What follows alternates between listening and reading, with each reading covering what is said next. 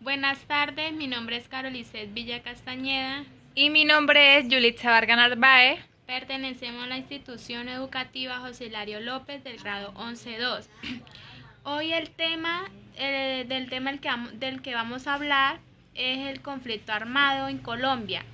Pero antes de eso vamos a ver una pequeña historia, un documental que es de Ciro y yo, en el cual a esto hace referencia, esta historia, o sea, este documental hace referencia a una gran parte del conflicto armado en Colombia. Entonces vamos a comenzar con a explicarle de qué trata. Bueno, Ciro y yo fue estrenada el 25 de enero del 2018, director Miguel Salazar. Ciro y yo está enfocada en el conflicto armado, grupo alzado en armas y violencia que se ve en Colombia, la cual un hombre llamado Ciro Galindo tuvo que pasar por todo esto. La guerra le robó todo, pero no acabó con la esperanza de él. Vamos a ver un pequeño videíto que les voy a mostrar, que es como para que usted tomen una idea de qué es lo que vamos a hablar, vamos a enfocarnos en este tema.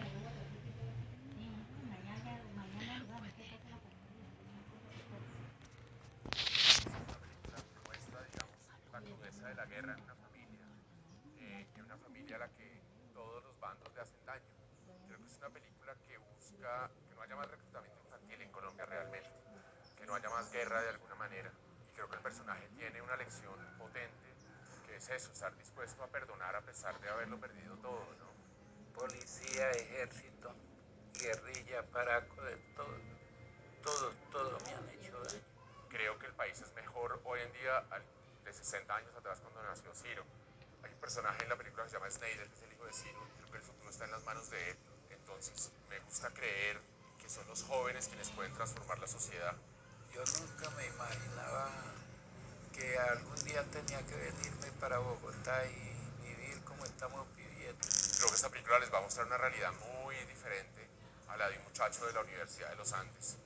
Yo era uno de ustedes, de alguna manera, cuando me pasó esta historia que me transformó la vida. Y espero que mucha gente se identifique con esta historia, que entiendan que como Ciro hay millones de personas en Colombia que de golpe necesitan una oportunidad o tan solamente ser escuchados, como tantos colombianos. Es un sobreviviente. Esta película de verdad es por los niños de Colombia, lo hice para mis hijos, para los hijos de las generaciones que vienen, para que ojalá puedan vivir en una sociedad diferente, donde no se lleven a los niños como carne de cañón a la guerra. Para aportar a la paz toca perdonar. Perdón, pero tal vez olvido no.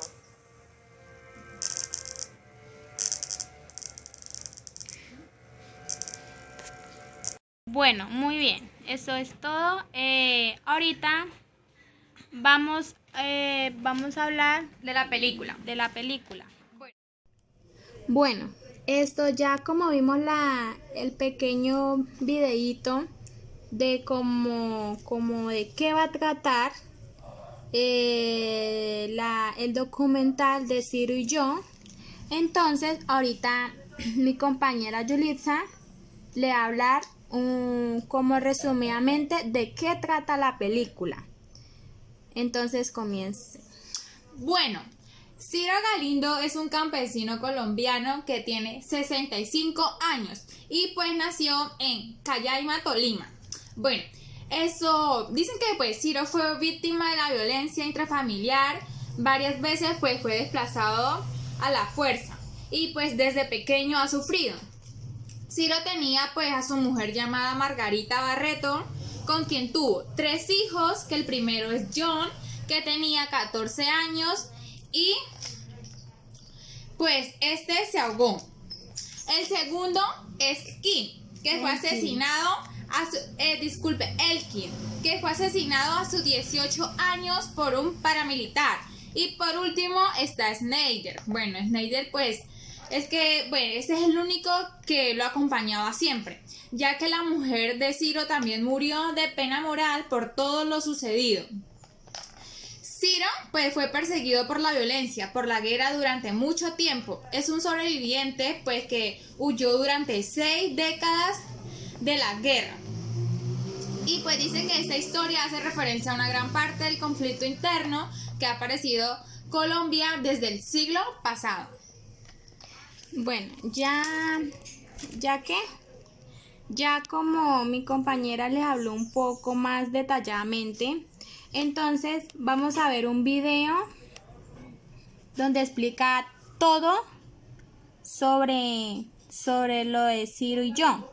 Y después de este video, profesora, le voy a dejar un link donde usted va a leer y va a comprender un poco mejor, va como a reforzar lo dicho, lo que hemos dicho, y usted lo va a poder comprender un poco mejor de qué trata este documental de Ciro y yo.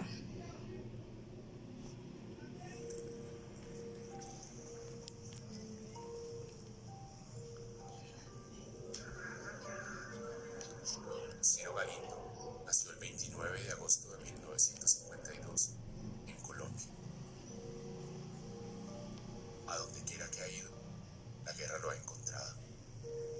Ciro es un amigo mío víctima de la guerra de Colombia. Realmente todos los grupos armados le hicieron daño. Guerrilla, paramilitares, ejército, absolutamente todos, desplazados. Sus hijos fueron reclutados por la guerrilla, por los paramilitares. A través de su vida se cuenta la historia de la guerra de Colombia. Es realmente la historia de una persona, pero inscrita en la barbarie que se vivió en Colombia. Es también una historia que busca esperanza, como la de Colombia en estos tiempos. Que algún día tenía que venirme para Bogotá y vivir como estamos viviendo. Tras 20 años de amistad con él, comprendí que la vida de Ciro resume la historia de Colombia. Ciro entró a la ley de víctimas y a él le han cumplido.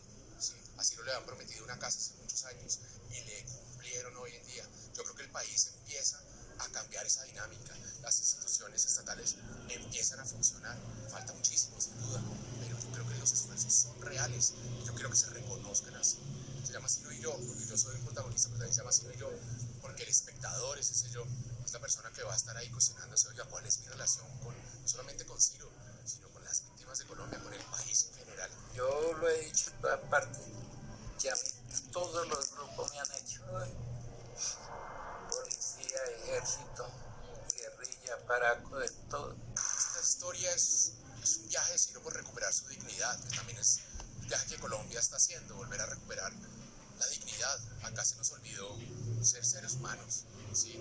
Acá se vivió la guerra en su crudeza total, y yo creo que este es un viaje a la memoria tratando de contar lo que sucedió en Colombia con toda su crudeza. Va a ser una película que les va a dar la esperanza del futuro, les va a decir, oiga, esta persona no se dio por vencida, esta persona es un ejemplo para mí, es un héroe, es una persona que además está listo a perdonar, si le piden perdón también. Es un sobreviviente que tras más de 60 años de la guerra sueña con vivir en paz. Para invitar a toda Colombia a ver la película, para que reflexionemos y busquemos cómo contribuir para que haya una paz, para darle un futuro mejor a nuestros niños. Para aportar a la paz toca perdonar. Perdón, pero tal vez olvido no.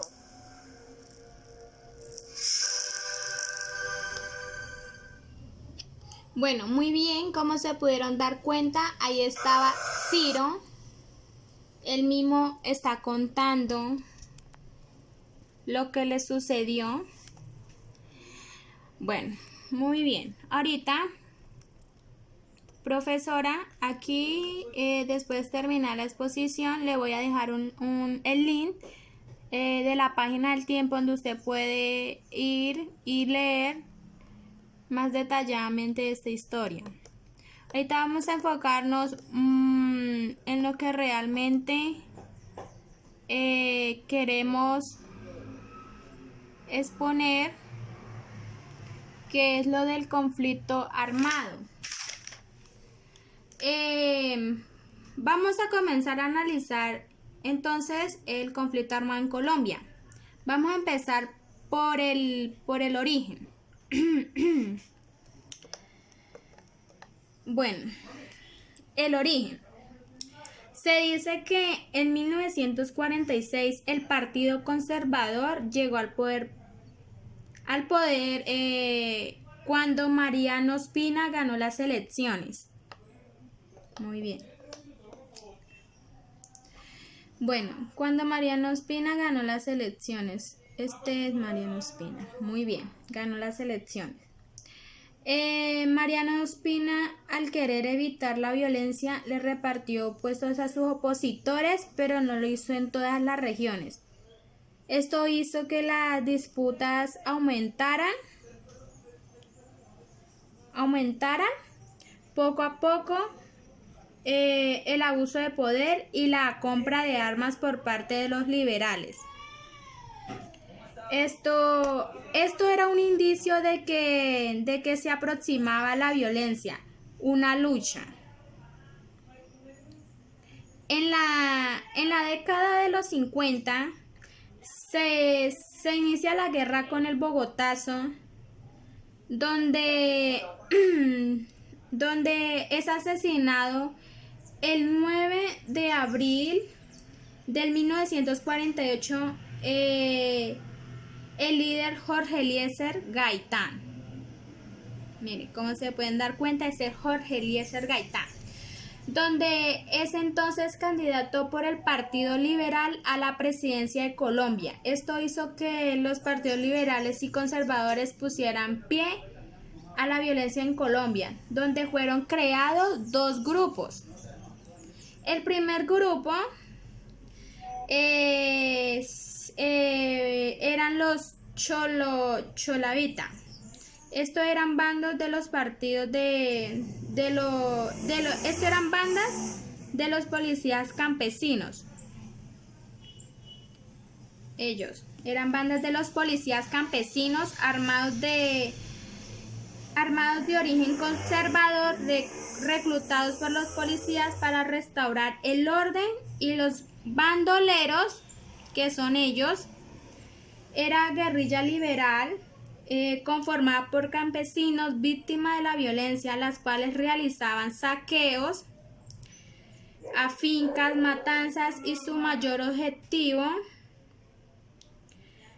era causar caos. Bueno, aunque ese fue el inicio de la violencia en Colombia, en el país ya se vivía una ola de muerte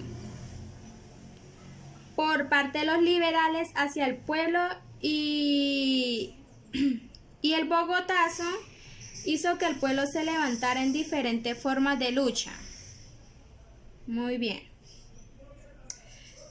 El conflicto causó entre 200.000 y 300.000 millones de personas muertas, y la migración forzosa de más de 2 millones de personas. A esta época de violencia se le da fin con un golpe de Estado. Este golpe de Estado es ejecutado por Rojas Pinilla en 1953. Este es Rojas Pinilla.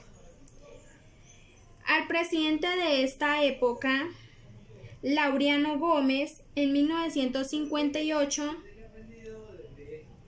se crea el Frente Nacional, donde liberales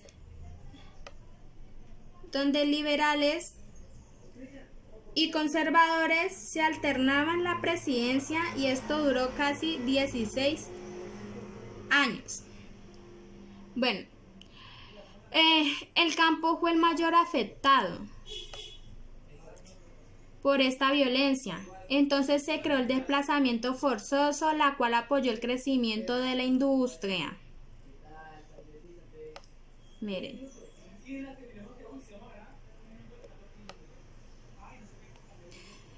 Apoyó el crecimiento de la industria del país, donde una buena mano de obra desarrolló y se dio el crecimiento en las ciudades.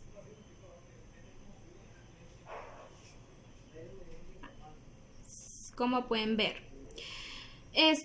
Pero esto llevó al deterioro del campo. A mediados del siglo XX, Colombia tiene, esto me equivoqué, disculpen. Colombia tiene una expansión a nivel agroindustrial, ¿cierto? Ya que las potencias se encontraban en gran demanda de materia prima. Esto hace que el país acelere la producción para cumplir con la demanda de Hacienda, que aumente nuevamente con la mano de obra calificada, y de esta manera el país volverá a restablecer una economía más sustentable. Muy bien. Aquí vamos a ver un pequeño video que reafirma lo dicho y creo que de pronto van a entender mejor por si no entendieron. ¿Listo? Entonces vamos a ver el video que va a reforzar también lo que he dicho. Espérenme un momento. Entonces,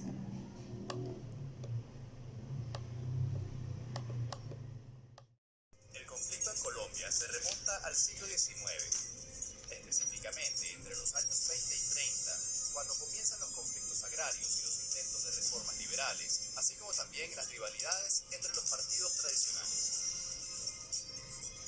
La guerra en Colombia inició hace más de 50 años y se ha fortalecido tras la acción conjunta de diversos elementos. Uno de ellos fue la muerte de Jorge Eliezer Gaitán, a quien la prensa catalogó como uno de los más brillantes oradores y agitadores de masas que se conocieron en Colombia y Latinoamérica. Los colombianos consideraron que el asesinato de Gaitán partió en dos a la historia del país. Su muerte violenta generó un estallido social conocido como el Bogotazo, seguido por la posterior represión gubernamental. Entre 1948 y 1953 se enfrentaron liberales y conservadores en lo que se conoce como la época de la violencia, que dejó más de 300.000 muertos. En el año 1958, el poder se distribuyó entre los dos poderosos partidos tradicionales y los demás grupos de presión no pudieron participar en los procesos políticos. Eso tuvo como consecuencia que a mediados de los años 60 se formaran los tres grupos insurgentes de izquierda más importantes hasta hoy: las Fuerzas Armadas Revolucionarias de Colombia, FARC, el Ejército de Liberación Nacional, ELN, y el Ejército Popular de Liberación, EPL. En los 70 se formaron otros grupos guerrilleros como el M-19, el Partido Revolucionario de los Trabajadores, PRT, y Autodefensa Obrera, AUO. Para la misma época, el gobierno colombiano dicta decretos que permiten armar grupos civiles para combatir a las guerrillas.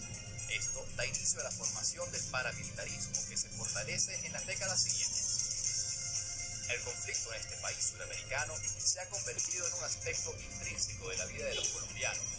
Ha dejado 7.957.219 víctimas, de las cuales 2.448.373 fueron niños y niñas, y ha cobrado la vida de al menos 220.000 personas. Asimismo, ha dejado a 161.636 desaparecidos, 6.716.401 desplazados, y en el que han estado involucrados el Estado, las guerrillas y los grupos paramilitares de extrema derecha. Diversos sectores en Colombia aseguran que quienes apoyan a la guerra no tienen en cuenta el clamor de las comunidades indígenas, afrodescendientes y campesinas que soportan las consecuencias del conflicto.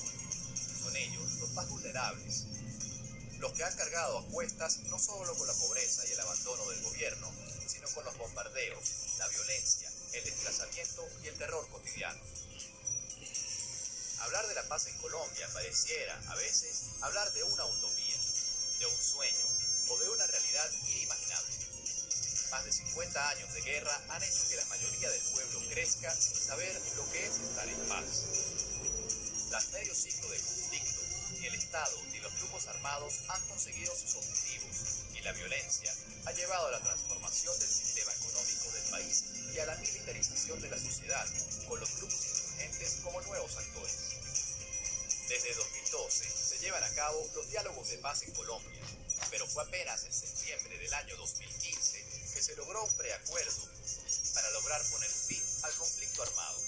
Y a inicios de este 2016, el ELN y el gobierno anunciaron el inicio de conversaciones de paz. Un elemento importante es que la sociedad civil colombiana, la principal víctima del conflicto armado, se está involucrando activamente en el proceso de paz con propuestas esperanzadoras que buscan el final de la violencia y que crean una dinámica que podría ser el germen de integración social en que la convivencia se imponga a la confrontación y la violencia.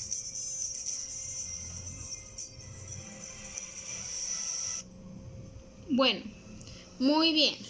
Esto refuerza lo dicho sobre el origen del conflicto armado. Y ahorita vamos a hablar lo del proceso de paz. Vamos a comenzar. Bueno, entonces empezamos. Bueno, el proceso de paz, ¿cuál se dio? Fue entre 1964 y 1974, que se crearon las guerrillas. Bueno, de la FARC, pues el y M-19, pues que luchaban influidos por el socialismo contra la injusticia, la exclusión política y el dominio de las tierras. Esto, pues, en un principio, pues las guerrillas no tenían capacidad militar, pero esto cambió cuando la Coca financió los ejércitos que intimidaban a ricos y pobres.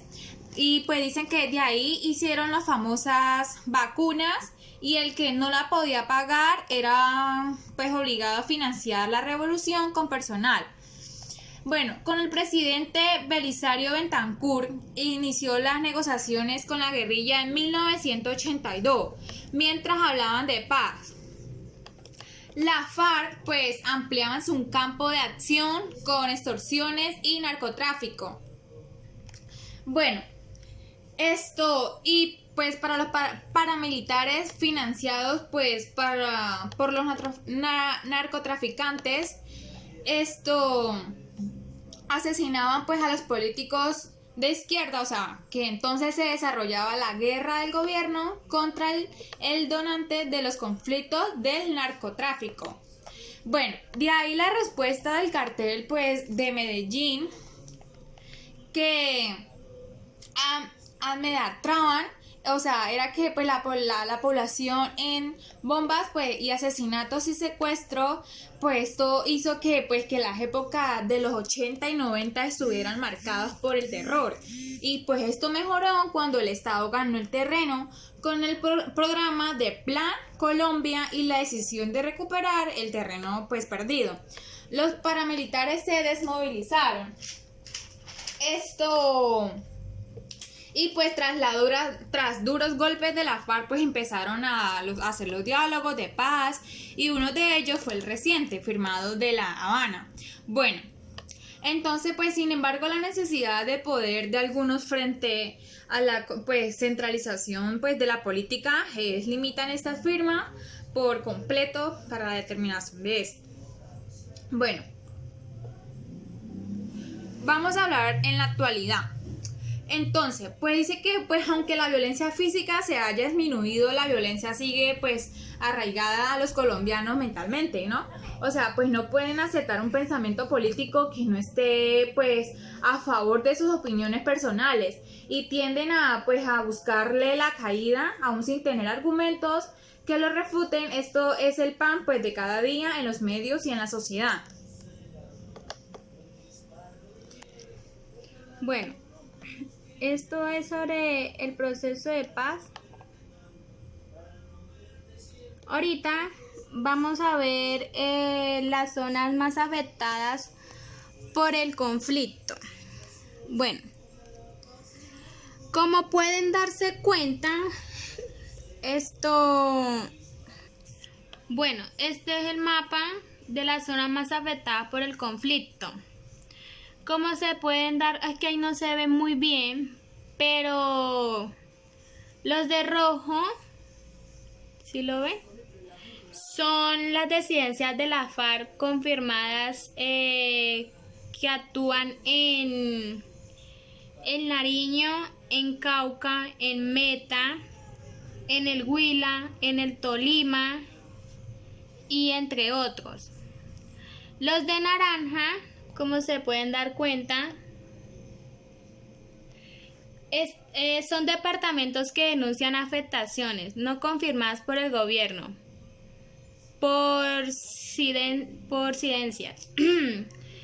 Está Arauca, Bichada, está el norte de Santander, está La Guajira, está el Valle del Cauca, entre otros.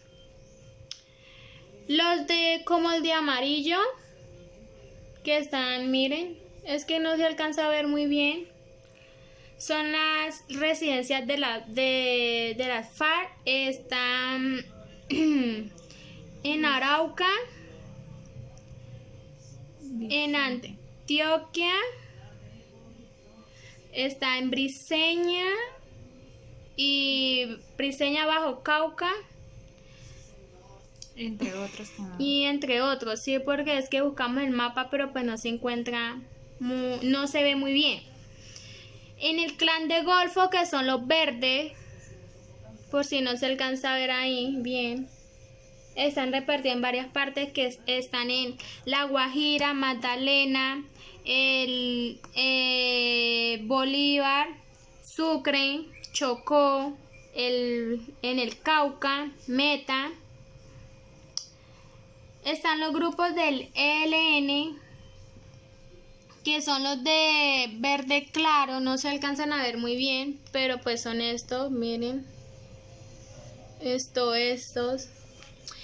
Están ubicados en norte de Santander, en Arauca, en Bichada, en Chocó, en el Cauca, en Tolima, en Risaralda, en el Huila, en Putumayo, entre otros.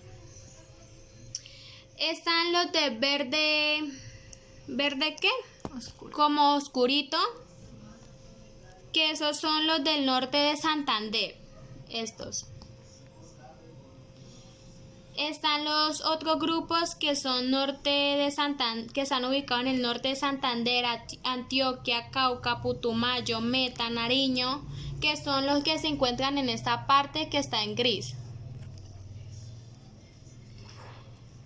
Y están los grupos residuales de las FARC con más integrantes que son estos.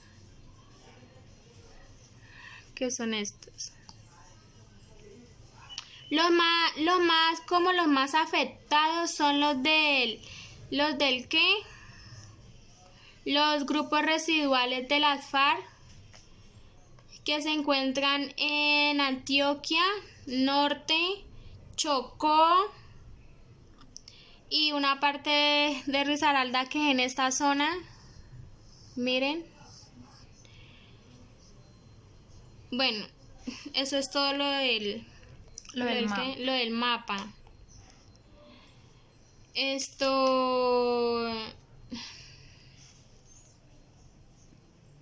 Ahorita seguimos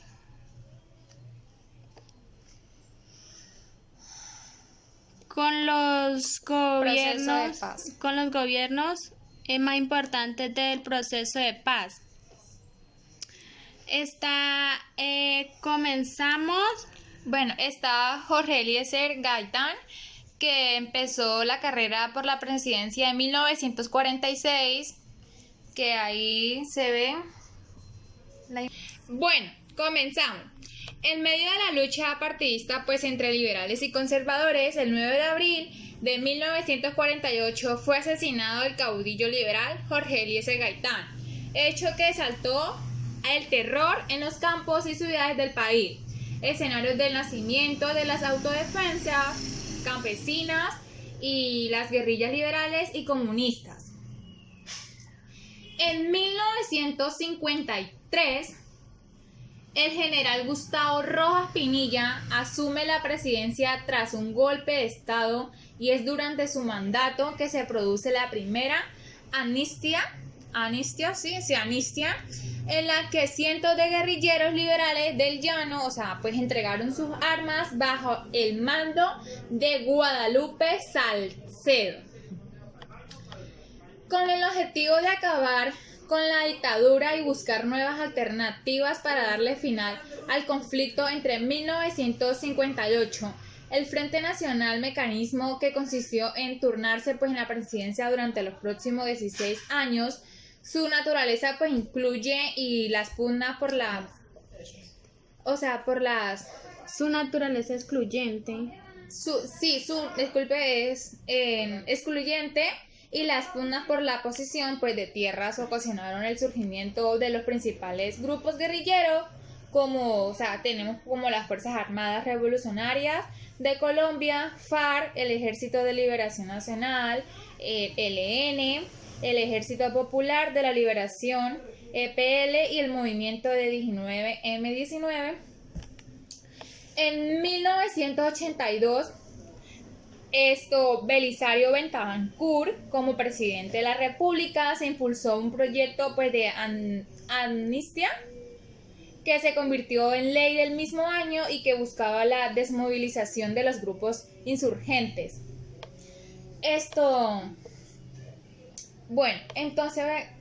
El 28 de marzo de 1984, en el municipio de la Uribe Meta,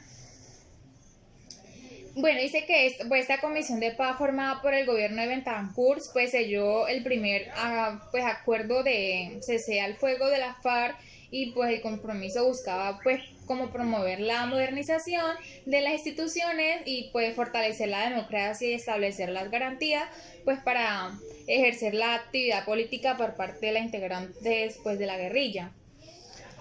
El 28 de marzo de 1984, en el municipio de la Uribe Meta, la comisión de paz formada por el gobierno de Bentancur selló el primer acuerdo de cese al fuego con la FARC. El compromiso buscaba promover la modernización de las instituciones, fortalecer la democracia y establecer las garantías para ejercer la actividad política por parte de los integrantes de la guerrilla.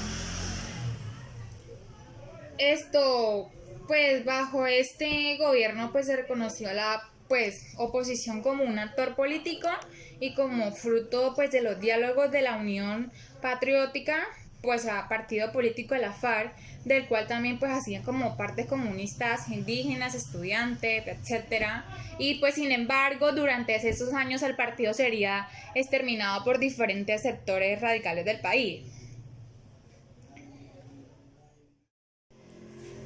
Después del gobierno de Belisario Bentancur, abrió el camino a su sucesor, Virgilio Barco, entre 1986 y 1990, quien bajo un programa denominado como Iniciativa para la Paz y logró la desmovilización de M19 al 19 de marzo de 1990 y del EPL el 16 de mayo del mismo año. El gobierno de Bentancur abrió el camino al sucesor de Virgilio Barco, como decíamos. Entonces, en 1999 llega a la presidencia del país César Gaviria, entre 1990 y 1994, quien en medio del desarrollo de la Asamblea Nacional Constituyente posibilita nuevos diálogos con la guerrilla a pesar del bombardeo, a Casa Verde, cuna de la FARC y detonante de la intensificación del conflicto entre los años siguientes. Entre abril y junio de 1992, el gobierno estableció las negociaciones de paz con la coordinadora guerrilla Simón Bolívar.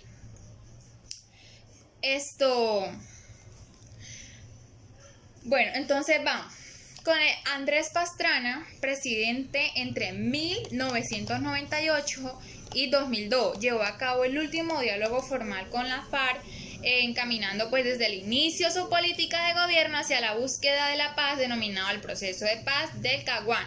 Pues esta se creó pues una zona de distensión pues en la cual fueron despejados 42.000 kilómetros cuadrados que equivalían a 5 municipios de Meta y Caquetá, San Vicente del Caguán, La Macarena, Uribe, Mesetas y Vista Hermosa. Pues esta agenda acordaba pues que contenía 10 puntos y fue llamada Política de Paz para el Cambio. En ella se contemplaban temas sobre derechos humanos, reformas políticas y agrarias y paramilitarismo, derecho internacional humanitario. Bueno, el proceso pues se caracterizó por su falta de organización, las irregularidades en la zona de despeje, la falta de voluntad de la FARC y la improvisación del Estado. A su vez, pues incrementó significativamente la actividad paramilitar, los secuestros, extorsiones, asesinatos y ataques de la población civil. El 20 de febrero del 2002, el proceso Pastrana FARC, pues que llegó a su fin tras el secuestro del excongresista Luis Eduardo Henchen en un vuelo comercial. Pues en agosto del mismo año, Álvaro Uribe Vélez asume la presidencia implementando la política de seguridad democrática, que durante su mando se celebran negociaciones y acuerdos con los grupos paramilitares del país, que tras los únicos acercamientos que se produjeron entre el gobierno y FARC fueron acuerdos humanitarios con el fin de liberar secuestrados. Por otro lado, se intentó dialogar con guerrilleros del ELN, pero resultaron fallecidos por discrepancia entre las partes. Ahorita vamos a ver un video de los gobernantes en el proceso de paz. Hágalo.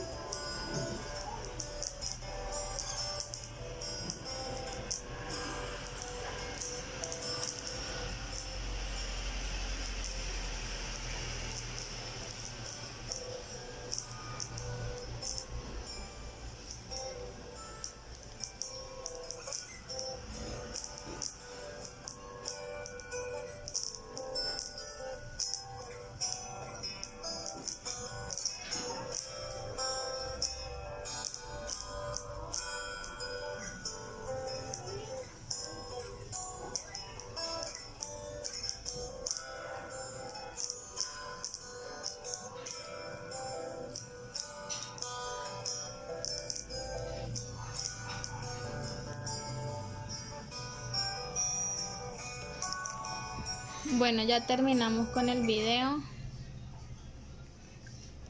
Ahora seguimos con los participantes del conflicto. En drogas está...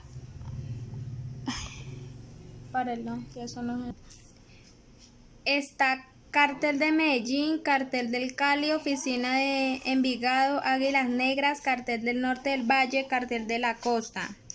En paramilitares está AUC, Autodefensa Campesina de Urabá y Córdoba, a la Alianza Americana Anticomunista y el PAD.